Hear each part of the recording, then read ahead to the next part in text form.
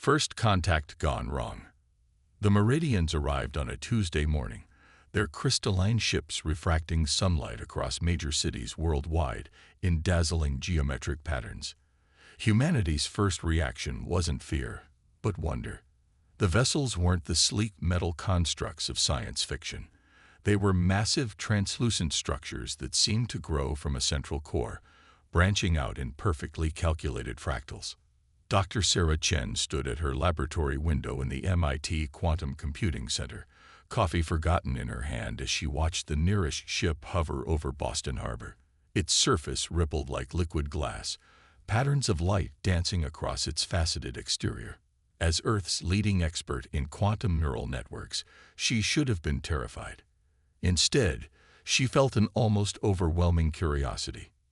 Dr. Chen, her eye assistant's voice broke through her reverie. The president is about to address the nation. The floating holoscreen materialized beside her, showing President Rodriguez at her desk in the Oval Office. The president's expression was carefully neutral, but Sarah could see the tension in her shoulders. "My fellow Americans and citizens of Earth," Rodriguez began. "At 600 EST this morning, we received first contact from an extraterrestrial civilization calling themselves the Meridians. They have expressed peaceful intentions and requested immediate dialogue with Earth's leaders regarding what they call the advancement of organic life." Sarah's analytical mind was already racing. The ship's architecture suggested a civilization that had merged technology with crystalline growth patterns, something her own research had only theoretically explored. The implications were staggering. The first sign that something was wrong came 3 hours after the initial contact. The Meridians had agreed to send representatives to the UN, but instead of diplomatic envoys, they deployed what they called enhancement teams simultaneously across every major city. Sarah watched in horror as the crystalline beings emerged from their ships. They moved with unnatural precision, their bodies composed of interlocking geometric shapes that constantly rearranged themselves. Their message, broadcast globally in perfect English, Chinese, Spanish, and dozens of other languages, was chilling in its clinical delivery. "Organic life is inefficient. We have come to upgrade you. Resistance will only delay the inevitable improvement of your species." The upgrades began immediately. The Meridians deployed clouds of microscopic crystals that saw out human hosts, attempting to integrate with their nervous systems. Their goal wasn't to kill, but to convert, to transform humans into hybrid beings that matched their idea of perfection. Sarah barricaded herself in her lab with a handful of graduate students as chaos erupted outside. Through the windows, they watched people running from advancing walls of crystalline mist.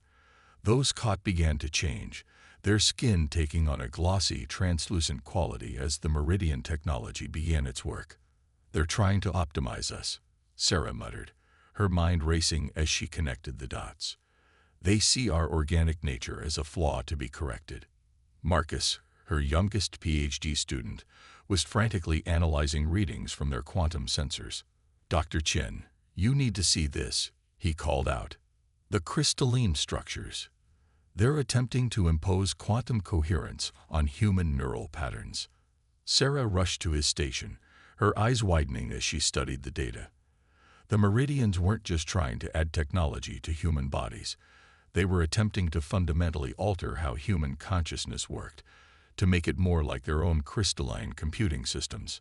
But something unexpected was happening. The conversion process wasn't going as smoothly as the Meridians had planned.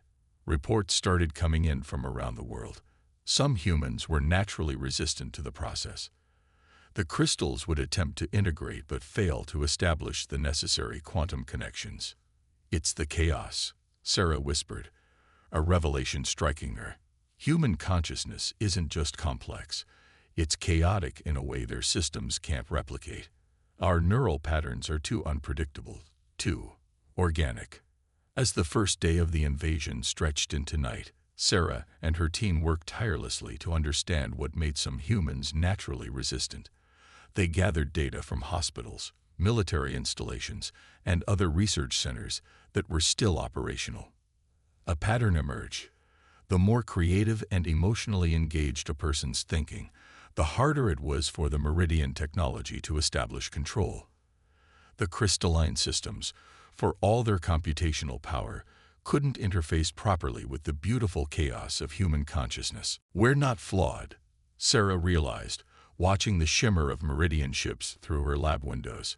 "We're just operating on a completely different paradigm. They see our organic nature as inefficient because they can't understand it."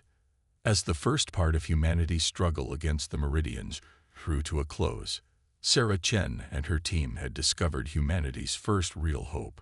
Their very nature, the organic chaos the Meridians sought to fix, might be their greatest weapon. The question was, could they weaponize this natural resistance before the Meridians found a way to overcome it? In her lab, surrounded by humming quantum computers and desperate colleagues, Sarah began formulating a plan. The Meridians had made a crucial mistake. They had assumed that efficiency was everything. They had never considered that the very inefficiencies they despised might be what made human consciousness so special and so dangerous to their plans. The war for humanity's future had begun, and the battlefield wasn't just physical, it was consciousness itself. The hidden strength. The first week after the Meridian invasion changed everything humanity thought they knew about consciousness. In her makeshift command center deep within MIT's quantum computing facility, Dr. Sarah Chen studied the growing collection of data with a mixture of awe and determination. The screens surrounding her displayed brainwave patterns from thousands of subjects, both those who had resisted the crystalline conversion and those who hadn't. "Look at this pattern here," she pointed out to General Maya Santos, who had arrived with a military science team 3 days ago. When the crystals try to impose their quantum coherence, the human brain doesn't just resist. It creates interference patterns that actually disrupt their technology.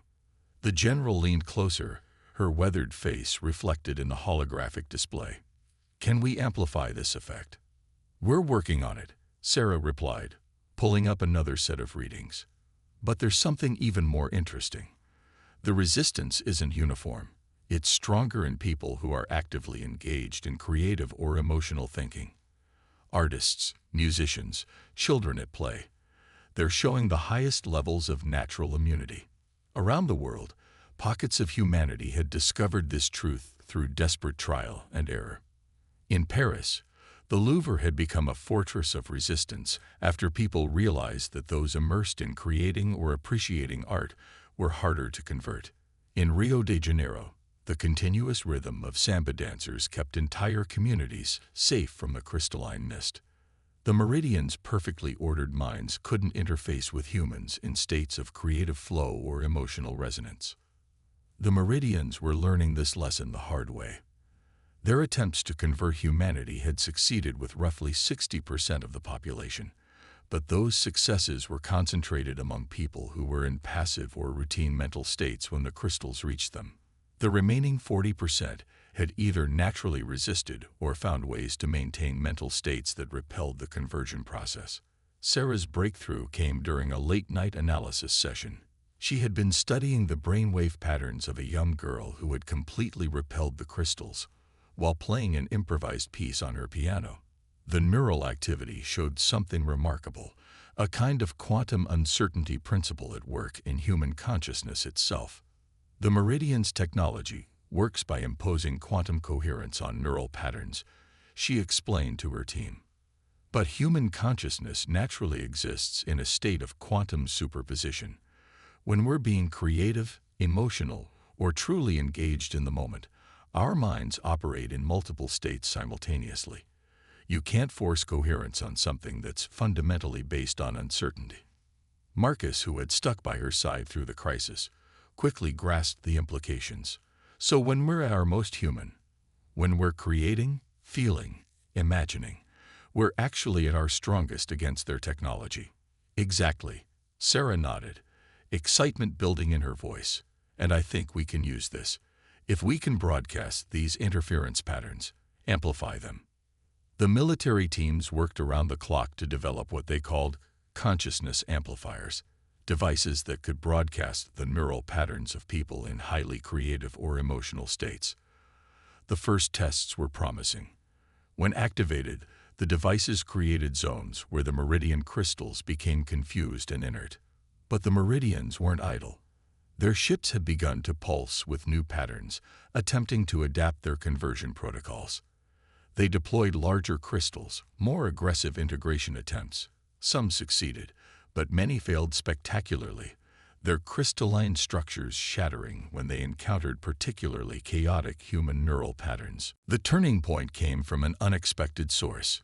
In a refugee camp outside Tokyo, a group of Buddhist monks had maintained a continuous meditation session since the invasion began. Researchers discovered that their brains were producing a unique pattern, not of chaos, but of such profound complexity that it created perfect interference with the meridian systems. Sarah's team quickly incorporated this discovery into their defense strategy. They began setting up resonance chambers where volunteers could engage in various forms of deep mental engagement, from meditation to artistic expression to emotional connection. The patterns generated were captured, amplified, and broadcast as a shield against the crystalline conversion attempts. The Meridians found themselves in an unprecedented situation. Their technology, perfect for interfacing with ordered systems, was being disrupted by the very complexity they had dismissed as inefficient. Their ships began to show signs of stress, crystal facets cracking as they encountered zones of broadcast human consciousness. They made a fundamental error, Sarah explained during a global resistance briefing. They saw our organic nature as primitive because it wasn't perfectly ordered. They never understood that our strength lies in our ability to exist between order and chaos, to thrive in uncertainty and complexity.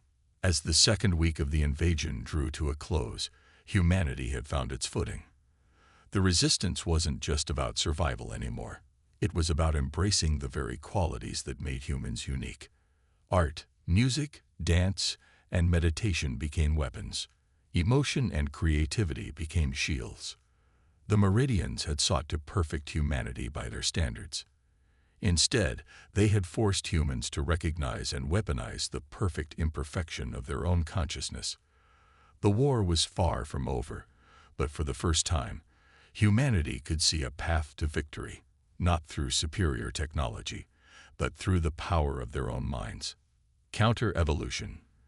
The Meridians hadn't expected a war of consciousness. In their crystalline ships high above Earth, they experienced something alien to their perfectly ordered minds. Doubt. Their invasion force, which had successfully converted dozens of species across the galaxy, faced unprecedented resistance from what they had considered a primitive organic civilization. Dr. Sarah Chen stood in the heart of Project Mindstorm, a vast underground facility that had once been Nori's primary command center. Holographic displays showed the status of humanity's neural defense network, a web of consciousness amplifiers stretching across every continent. The patterns of human thought, creativity, and emotion pulsed across the screens in waves of complex data. They're adapting faster than we anticipated, General Santos reported, gesturing to a map showing new crystalline formations emerging from the Meridian ships. These new structures, they're attempting to mimic organic neural patterns. Sarah studied the data with growing concern. The Meridians were learning, their crystalline technology evolving to handle more chaotic patterns. While they couldn't fully replicate human consciousness, they were finding ways to resist its disruptive effects. Then we need to evolve faster, Sarah replied, turning to the assembled team of scientists, artists, and psychologists. We've been playing defense. It's time to go on the offensive. The breakthrough came from an unlikely source. Dr. Yuki Tanaka, a quantum physicist turned video game designer, had noticed something fascinating about players in his virtual reality environments. When fully immersed in gameplay, their neural patterns created interference fields so complex that nearby Meridian technology completely malfunctioned. It's not just about chaos or creativity, Yuki explained, showing brain scans of gamers solving complex puzzles. It's about active engagement in multiple layers of reality simultaneously. When we're gaming, we're existing in both the physical and virtual world, making split-second decisions, engaging emotion and logic together. Sarah immediately saw the potential. They began converting their defensive amplifiers into what they called consciousness projectors, devices that could not only broadcast human neural patterns, but actively engage with and disrupt meridian systems. The first test of the new technology came in Rio de Janeiro.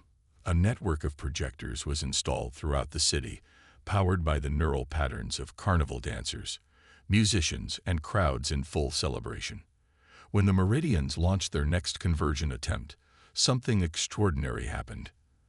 The crystalline mist, instead of converting humans, began to take on chaotic patterns itself. The perfectly ordered structures started exhibiting organic characteristics, growing in unpredictable ways. Some crystals even began resonating with human emotional frequencies. They're not just failing to convert us, Sarah realized, watching the data stream in. Their technology is being converted by us.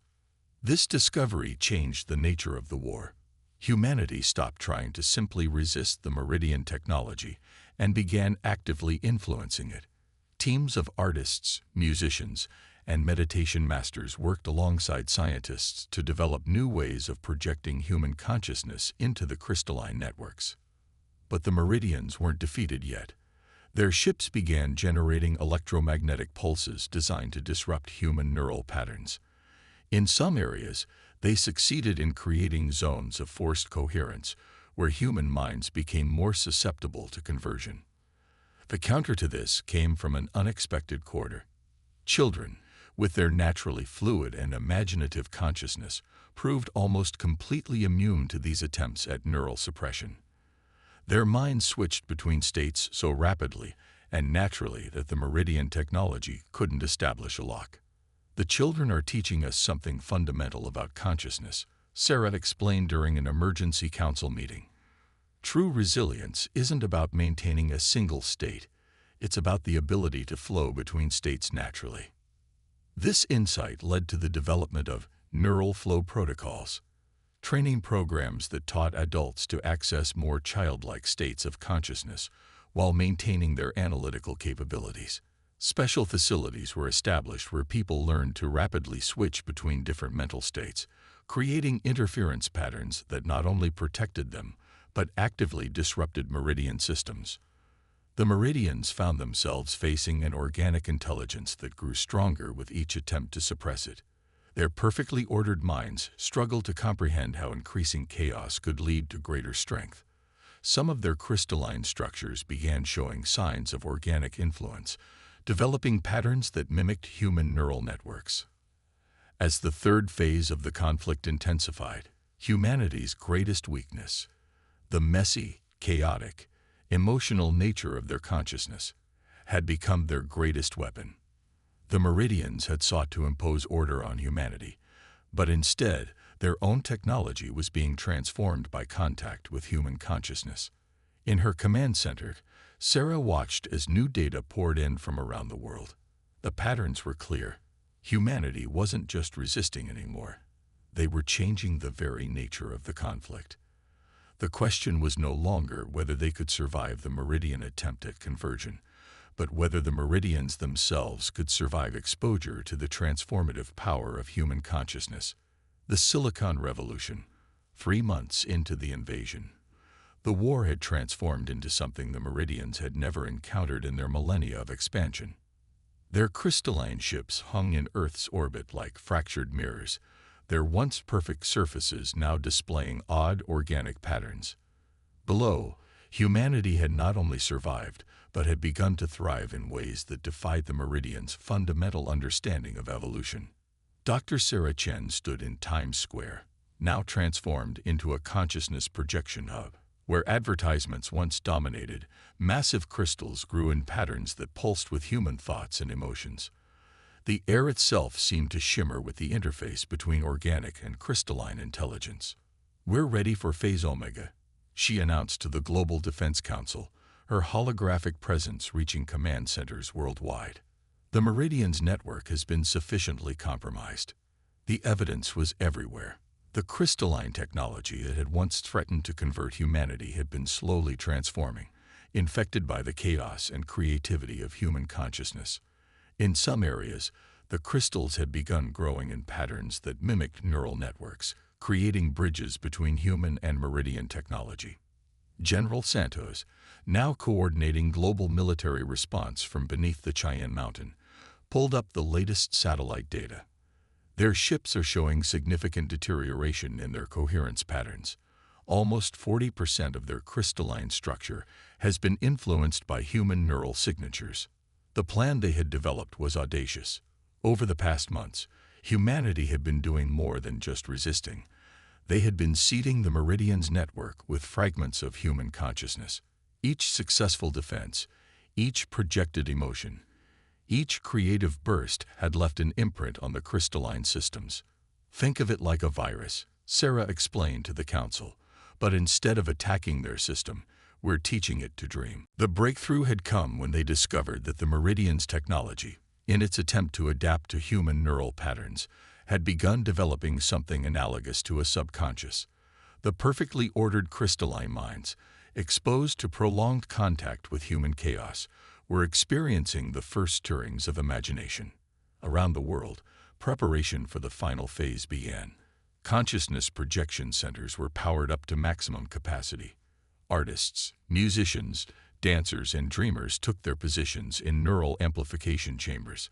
Children, whose minds had proven so resistant to meridian control, were safely housed in special facilities where their natural creativity could be broadcast across the network.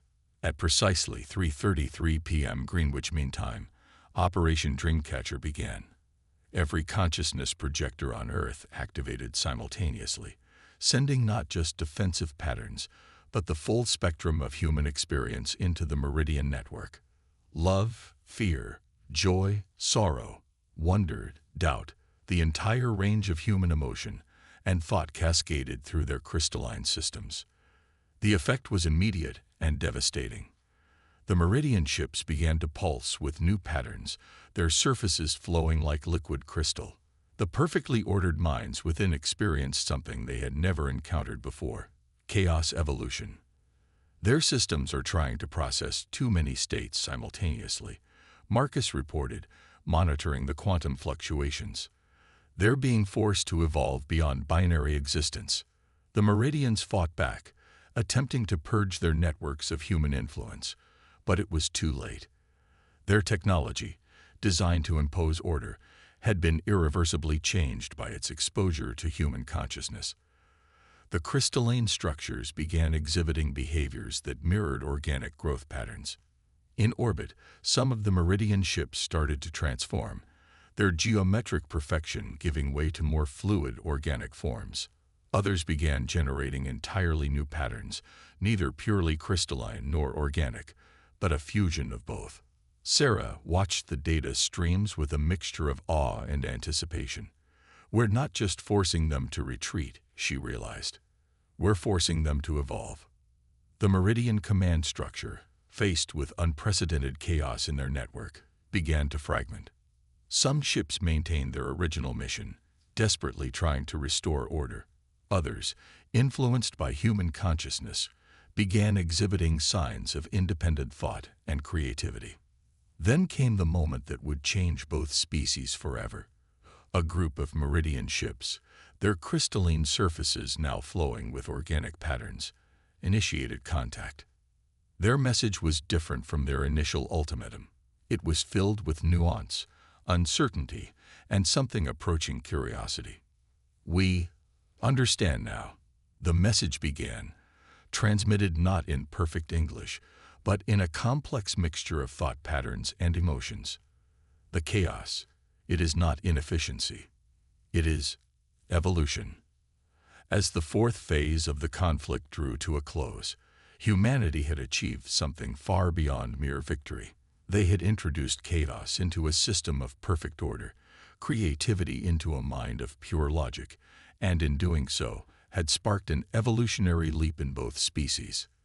The war was ending not with the surrender of either side, but with the emergence of something entirely new, a fusion of crystalline precision and organic chaos that promised to reshape both civilizations' understanding of consciousness itself. Guardians of diversity. 1 year after the Meridian invasion began, Earth had become something unprecedented in the galaxy. A world where organic and crystalline intelligence not only coexisted but flourished together.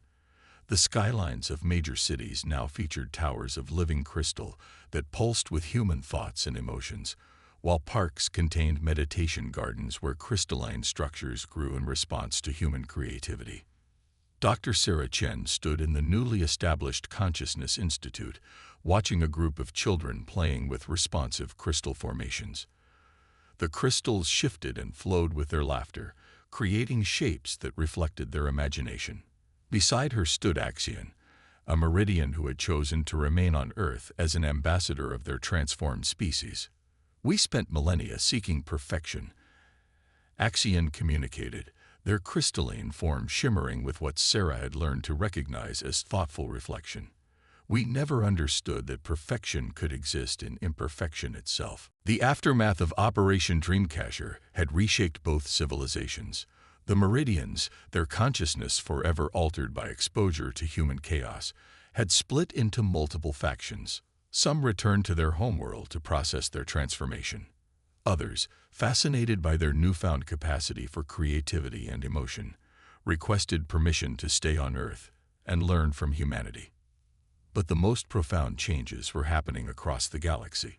Word of Earth's resistance had spread, carried by Meridian ships whose crews had been transformed by human consciousness.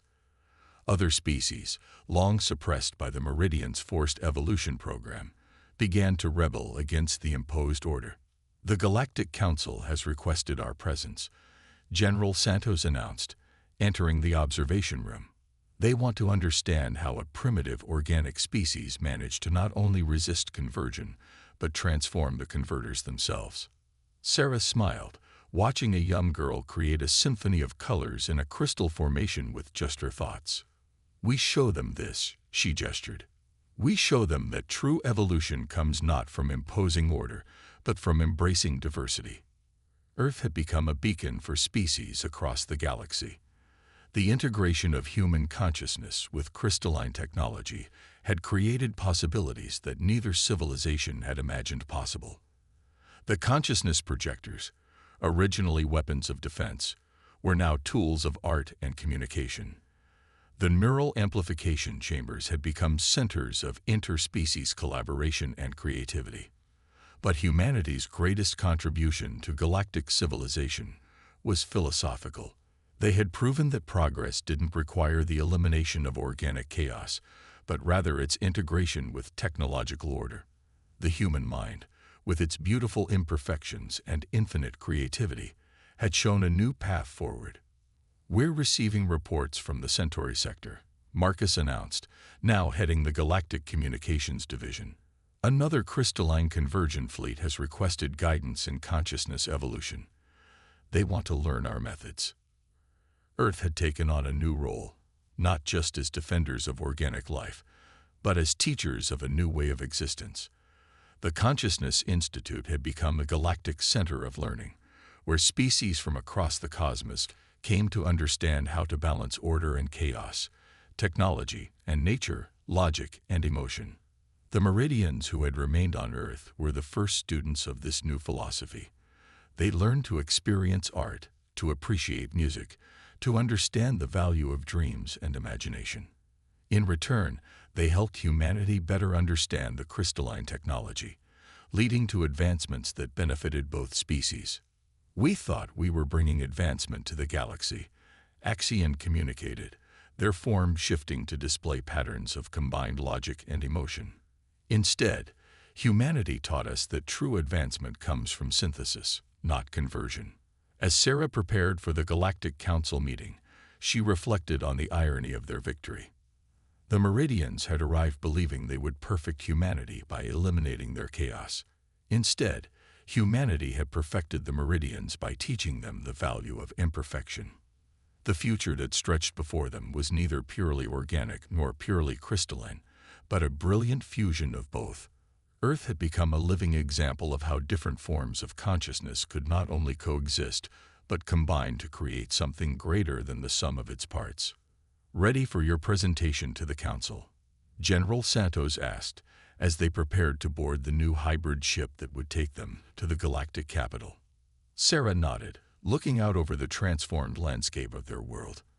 "I'm going to tell them the truth, that the future of consciousness isn't about choosing between order and chaos, organic and synthetic, emotion and logic. It's about learning to dance between all of these states, just as humanity has always done." As their ship rose through the atmosphere, Earth gleamed below them, a beautiful mixture of natural and crystalline landscapes. It stood as a testament to a fundamental truth that would reshape the galaxy. The most powerful force in the universe wasn't perfect order or pure chaos, but the endless dance between the two. The age of forced evolution was over. The age of conscious cooperation had begun.